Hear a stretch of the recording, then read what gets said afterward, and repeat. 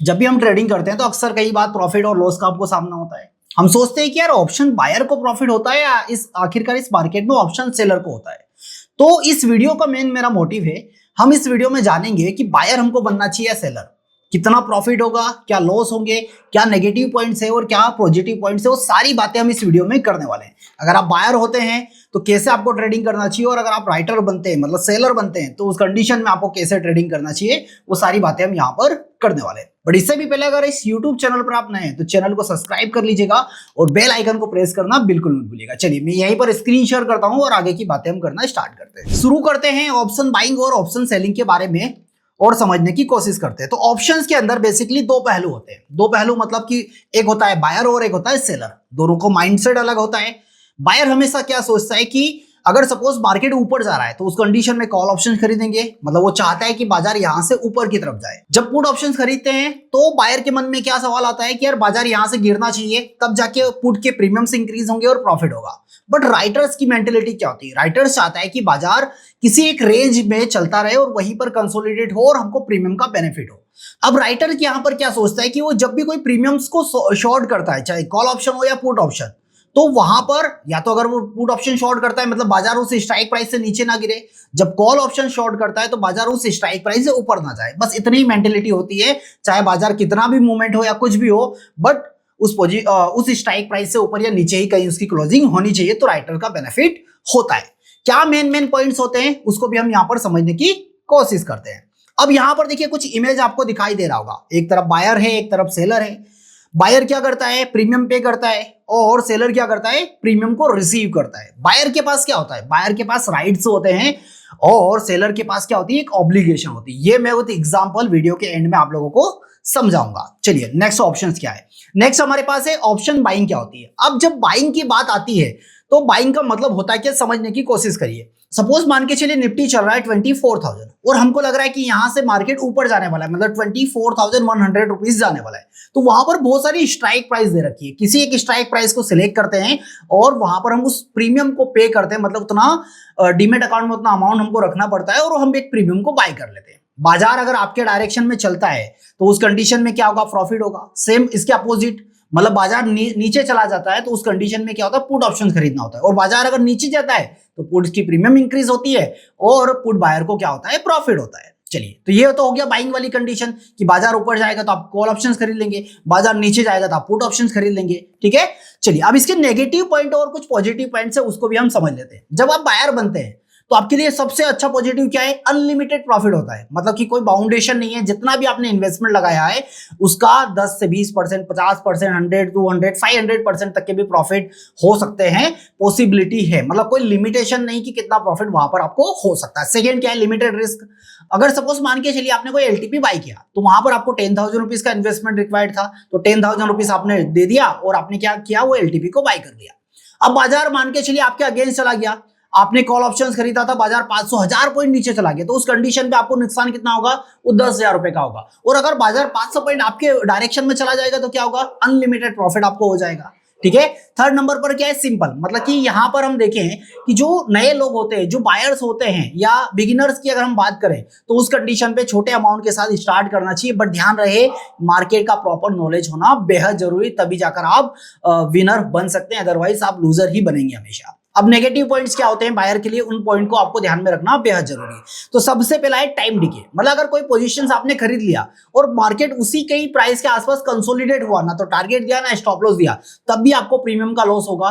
Time के कारण वो प्रीमियम का लॉस आपको सहना पड़ेगा। सेकेंड क्या है? सक्सेस रेट जो है वो काफी कम है। मतलब अगर देखें हम तो 20-30% लोग प्रॉफिटेबल होते हैं, 70-80% लोग मार्केट में लॉस कर लेते हैं। क्यों? क्योंकि प्रॉपर नॉलेज नहीं होता है, प्रॉपर टाइमिंग नहीं पता है कि कब एंट्री करनी चाहिए और कब एग्जिट करना चाहिए, सारी बातें। चलिए अगली बात करते हैं हम ऑप्शन सेलिंग की। जैसे हमने बाइंग किया, अब ऐसे ही अपोजिट क्या होता है? एक सेलर होता है। मान के चलिए निफ्टी चल रहा है 24,000, अब किसी एक स्ट्राइक प्राइस मान के चलिए 24,100, एक सेलर को लगता है कि बाजार इस 24,100 से ऊपर नहीं जाएगा, तो क्या कर दिया उन्होंने? जो कॉल ऑप्शन था उसको शॉर्ट कर दिया। ठीक है, बाजार उस प्रीमियम से मतलब 24,100 से ऊपर अगर जाएगा तो ही नुकसान है, अदरवाइज उसके नीचे रहा या उसी प्राइस पर भी क्लोज हुआ तो प्रीमियम क्या हो जाएगी? एक्सपायरी तक जीरो हो जाएगी। और जो बेनिफिट मिलता है वो किसको मिलेगा? वो राइटर्स को मिलेगा, सेलर को मिलेगा। सेम अपोजिट क्या होगा? Put option. मतलब कोई एक स्ट्राइक प्राइस पर पुट ऑप्शन को बाय करने की जगह उसको कर दिया शॉर्ट।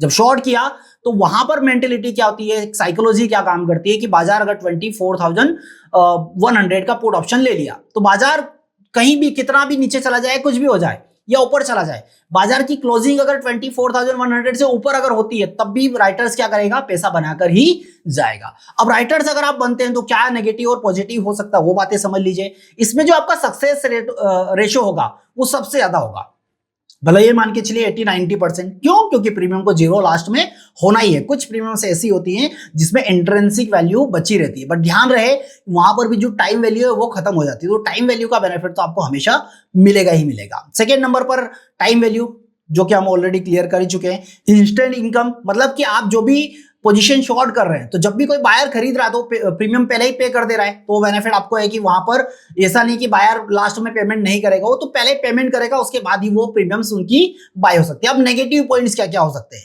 अब नेगेटिव पॉइंट में सबसे बड़ा रिस्क है अनलिमिटेड रिस्क। मतलब बाजार किसी एक रेंज पर है तो तब तक तो ठीक है, बट अगर सपोज बाजार चला गया 1000 पॉइंट्स या 500 पॉइंट आपके अगेंस्ट चला गया, उस कंडीशन में एक बड़ा लॉस होने के चांसेस है। मतलब जो कहा जाता है ना कि अगर 10 प्रॉफिटेबल ट्रेड बायर के होते हैं और एक लॉस वाला ट्रेड पूरा प्रॉफिट को लेकर चला जाता है, बट सेलर के साथ क्या होता है पता है, 6 महीने कंटिन्यू प्रॉफिट करता है और एक ट्रेड में पूरा 6 महीने का प्रॉफिट भी जा सकता है अगर आपने रिस्क रिवॉर्ड को मेंटेन नहीं किया तो।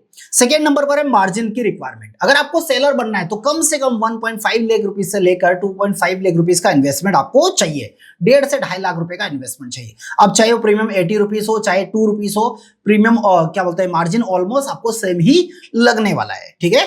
साथ ही अब चलिए नेक्स्ट समझने की कोशिश करते हैं। यहां पर मैंने कुछ कंपैरिजन एक टेबल बनाई है जिस पर हमने कुछ पॉइंट्स दिए हैं जहां पर बायर और सेलर के क्या बेनिफिट्स हैं और क्या नेगेटिव पॉइंट्स है उसको हम समझ लेते हैं। अब रिस्क की बात अगर हम करें तो ऑप्शन बायर्स को क्या होता है, एक लिमिटेड रिस्क होता है, सेलर को अनलिमिटेड रिस्क होता है। रिवॉर्ड की बात करें तो बायर को अनलिमिटेड रिवॉर्ड मिलता है, सेलर को लिमिटेड मिलता है। जो प्रीमियम है वो जीरो होगा तो वो लिमिटेड हो गया, इससे ज्यादा हो ही नहीं सकता, पॉसिबिलिटी नहीं है। सक्सेस रेशो की अगर हम बात करें तो बायर को 30 से लेकर 40% तक के विनिंग चांसेस है, बट सेलर के 60-70% तक के भी विनिंग चांसेस दिखाई देते हैं।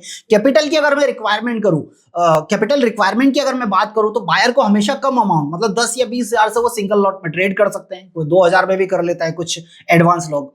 बाकी अगर वहीं पर बात मैं करूं सेलर्स की तो सेलर को अमाउंट जो लगता है वो 1.5-2-2.5 लाख रुपए तक का इन्वेस्टमेंट रिक्वायर्ड होता है। अब टाइम इफेक्ट, मतलब क्या होता है, जो टाइम डिके होता है वो बायर्स के अगेंस्ट होता है, बट वहीं पर सेलर के क्या होता है, फेवर में होता है। इसके बाद लास्ट क्या होता है, बेस्ट फॉर, मतलब कि अगर आप बिगिनर है, एग्रेसिव हैं तो आप बाइंग करिएगा। अगर आप सेफ ट्रेडिंग करना चाहते हैं और आपका विनिंग रेशो बढ़ाना चाहते हैं तो ही आप राइटर्स बनिएगा। अगर आप कंजर्वेटिव हैं तो आप राइटिंग कर सकते हैं। चलिए अब कुछ टिप्स है आप लोगों के लिए, वो भी एक बार समझ लीजिए कि क्या है क्या नहीं है। तो निफ्टी के लिए क्या बेस्ट ऑप्शन है, जब आप ऑप्शन बाइंग करते हैं तो कब आपको ऑप्शन बाइंग करनी चाहिए या कब आपको राइटिंग करनी चाहिए। तो सपोज कोई बड़ा इवेंट हो मार्केट में, हमको एक वन साइडेड डायरेक्शन दिखाई देता है तो उस कंडीशन में आप बाइंग करिएगा। और अगर आपको लग रहा है कि बाजार कंसोलिडेट है तो उस कंडीशन पर आप क्या करिएगा, राइटिंग करिएगा। क्यों कंसोलिडेट होगा बाजार, तो उस कंडीशन पर क्या होगा, आपकी जो प्रीमियम्स है वो डीके होगी और प्रीमियम्स का पूरा बेनिफिट मिलेगा। बट अगर डायरेक्शनल मार्केट अगर आपको मिल रहा है तो उस कंडीशन में ऑप्शन बाइंग करिए, एक अच्छा पैसा आप बनाकर इस मार्केट से जाएंगे।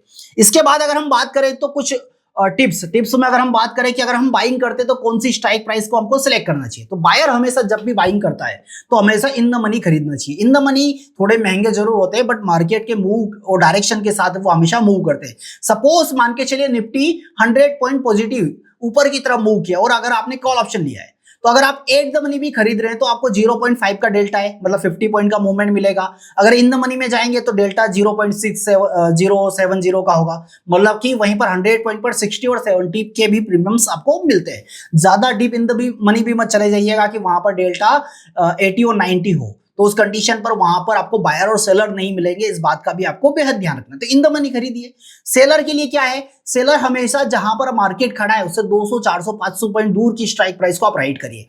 इससे क्या होगा, आपका रिस्क कम होगा और बाजार पता है कि इस हफ्ते या इस दिन में 400 पॉइंट नहीं चलेगा, तो उस कंडीशन में क्या होगा, आपका विनिंग रेशो भी बढ़ जाएगा और आपका रिस्क भी कम हो जाएगा। अब लास्ट में है एक मिक्स स्ट्रेटजी। मिक्स स्ट्रेटजी में क्या है, आप ऑप्शन बाइंग और सेलिंग को कैसे कंबाइन करके ट्रेडिंग कर सकते हैं। और अगर इसके बारे में अगर आपको जानकारी चाहिए तो ये आपको मुझे कमेंट बॉक्स में बताना पड़ेगा। अगर कमेंट्स आप लोगों के अच्छे आएंगे, बहुत कम कमेंट आते हैं आप लोगों के, अगर अच्छे कमेंट्स आएंगे तो नेक्स्ट वीडियो में जरूर उसके ऊपर बनाऊंगा। और मेरा इस यूट्यूब चैनल पर अगर आप नए हैं, इंफॉर्मेशन अच्छी लग रही है तो Satish Fin Academy YouTube channel को सब्सक्राइब कर लीजिए। वीडियो अगर अच्छा लगा हो तो ज्यादा से ज्यादा इसको शेयर करिएगा। फिलहाल मेरी तरफ से आज के लिए इतना ही, फिर हम मिलेंगे नेक्स्ट वीडियो में नेक्स्ट कंटेंट के साथ। Thank you so much.